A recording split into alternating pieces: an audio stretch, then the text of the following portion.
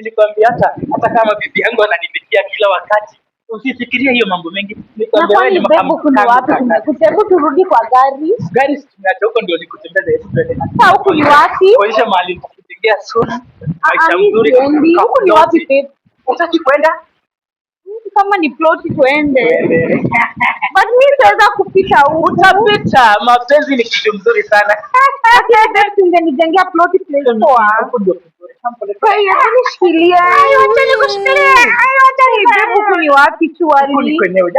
Oh my god. Hebu pita kwanza kwanza. Hivi nimesiendo.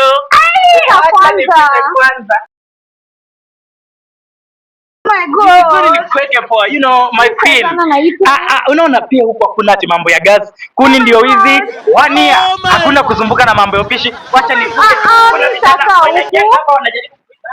Mimi imagine saka huku taweza. Kwa nini? Hebu kwanza nichukue nini? Wipe. Wipe ni za nini tena? Wapi wipe? Unataka wipe? Sunscreen yangu iko wapi? Juu mimi nachomeka na jua and it's over between me and you. It's over between me and you.